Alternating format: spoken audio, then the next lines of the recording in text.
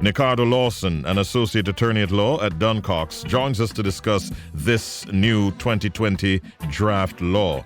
Good morning, Nickardo Lawson. How are you today? Good morning, Ritchie. I'm great. How are you? Not too bad at all. It's the second time we're having you, and it's a very important topic that we're looking at. NIDS, where are we now? Yes, thank you for inviting me to continue our national conversation. I'm happy to be here. I venture to say back by popular demand. So here we go. Nickardo, the first thing people want to know now is, what is the status of the National Identification System law? Right. So as you said, in 2020, the government issued a new bill after the 2017 Act was struck down. So essentially, right now, the Joint Select Committee stage is being wrapped up, and the next stage is that the bill will be tabled for debate in Parliament. Mm-hmm. Okay. Go ahead. Go ahead. I'm hearing you.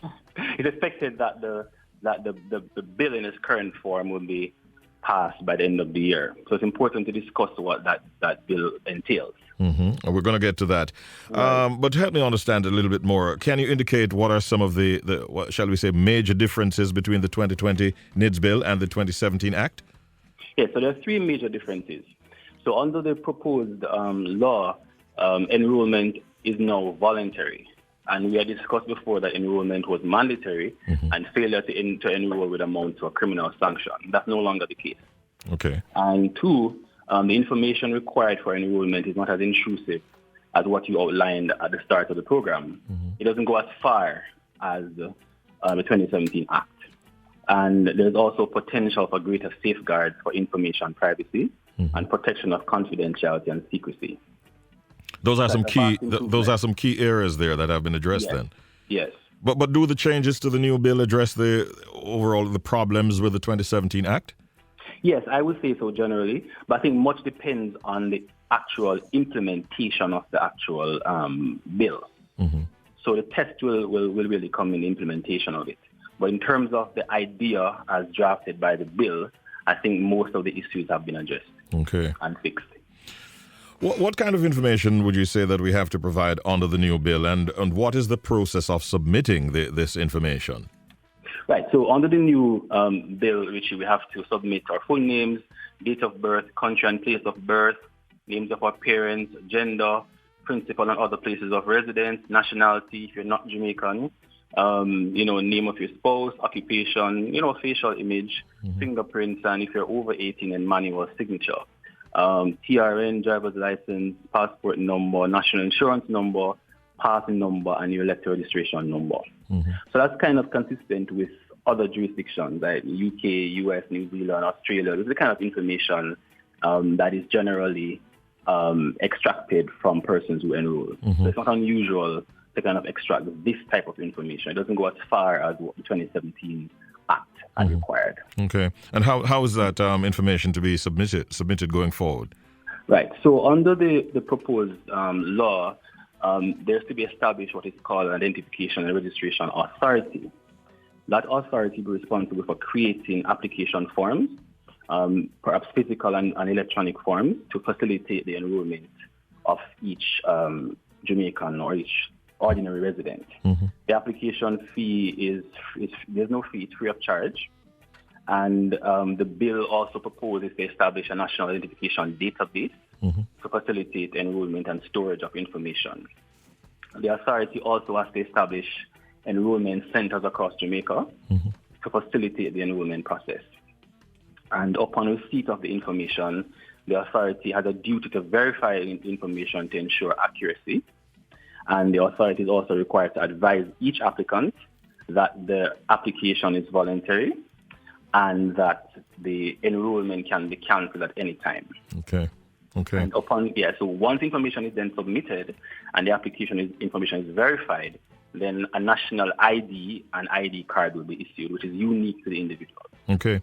I just want to let the listeners know that if you want to be a part of the discussion, you can, in fact, send us a message, a question if you have one, via WhatsApp at 876-383-1166.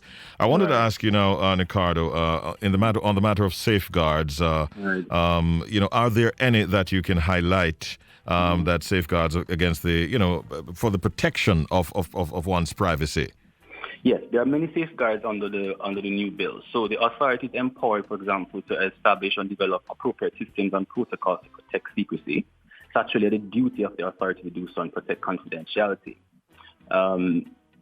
Also to implement controls and protocols to detect unauthorized access, unauthorized use, unauthorized disclosure of the actual information stored.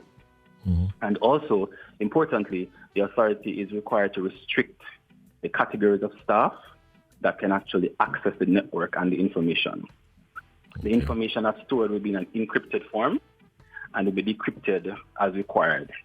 The bill also proposes that there's a criminal offense to unlawfully and willfully access and intercept information that's contained in the database.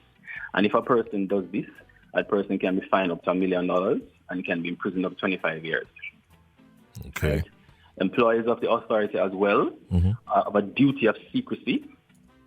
And if the duty is breached, he or she can also be fined up to a major sum, Ritchie, $3 million upon conviction. Okay. Right? And also there's a regulatory body that's established under the system. So the proposed bill also establishes an electorate that kind of functions as a regulatory body to ensure compliance with the actual provisions when it's implemented. So the authority is the administrative body and the electorate is the regulator. Interestingly, one of our listeners, Mark, was actually sending us a message here saying, what if there's a breach of privacy? But I think you've addressed some of those already. No, actually, it's a great question from Mark. Hi, Mark. So, if there's a breach of privacy, there are two facilities. One, the general position is that a person can always file a constitutional claim to protect one's privacy, right? Yes. Seek compensation by way of redress. But also, if it is that the information is to be disclosed to a third party upon an application to the authority, there is an appeals process. So the bill proposes to establish an appeals tribunal. So let's say, for example, Ritchie, a certified body, third party wants to access your personal information that's contained in the database. Yes. And you don't agree with this and you want to challenge this, there's an opportunity for you to be heard. So you can file what is called a notice of appeal. And you can set out your grounds of challenge within 28 days from the date of the decision of the authority. After you file that notice, the authority within 7 days has to respond and set out its reasons for agreeing to disclose your information. And you say they have to within 7 days, right? Have to within 7 days. Yes. That's what the Act contemplates. Okay. Right. And a date is then fixed for a hearing, and you then, Ritchie, will be able to attend, hopefully with me as your attorney at law. Certainly. and to, call witnesses if necessary to lead evidence to challenge the decision to release your information. At the end of that hearing, the appeals tribunal can either set aside the decision or affirm the decision or make amendments to the way that the information can be disclosed. Okay. So I think that's a major improvement to where we were. Several levels and layers. Yes. What I would say, though, to be contemplated, I put it out there, is that I would say that the appeals tribunal should not be the final step in the appeals process. What should be? I would say a decision from the appeals tribunal should go to the Supreme Court. Oh. Yeah? That's what I would say as a further safeguard for protecting privacy. I hope that answers the question, Mark. I think it does. I would suspect. And I wanted to ask you also whether or not third parties can access one's private information without that individual's consent. Well, yes, but in a very limited context. So, and it's in the detection and prevention of crime. If it is that it is felt that information that's contained in the database is relevant to an investigation or potential prevention of a crime, the Commissioner of Police can make an application without notice to a judge, Supreme Court judge in chambers, asking that information be released to a superintendent, and the judge will then consider the application, which will be supported by an affidavit outlining or evidence outlining what the reasons for the request. The judge has a discretion, having received the application, to determine if it is necessary, that is the only or the best way to assist in preventing or detecting the crime. Mm-hmm. So the judge has to consider whether there are any other mechanisms available which do not include disclosing the information. So that's really the kind of a small instance where information can be disclosed in that way. Mm-hmm, mm-hmm.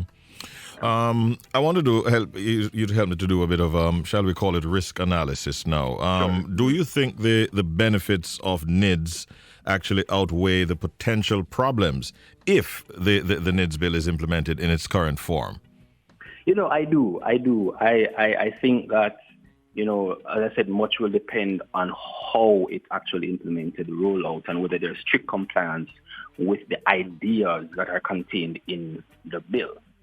I think, as we discussed the last time, there are major benefits of a properly implemented NIDS, including improved governance, management of social and economic security programs, which will lead to economic growth mm-hmm. and reduction of crime. So I think those are the benefits. And I think the way that the bill is now drafted, if it's properly implemented, I think any risk to privacy and breach of confidentiality are really outweighed by the benefits. Mm-hmm. There's one thing left on the itinerary this morning, but before we get to that, I want to thank you for not just coming back here for the second time, but also for speaking in a language that we can all understand and for breaking it down so very well for us. As we wrap up this morning, Nickardo, give us your did you know tidbit, if you will, please, sir. Well, a short hashtag. The last time I said NIDS went too far. Yes. I want to close up by saying NIDS 2020 can work. It can work. And I want all Jamaicans to understand that. I know that there is an idea that, there's a risk of, control of the population and, but I think that when we all look at what is being considered, there are so many benefits that are contemplated that, it can work if it's properly implemented. So the takeaway is that NIDS 2020 can work. Appreciate it, Nickardo. Thank you so very much. Have a great day.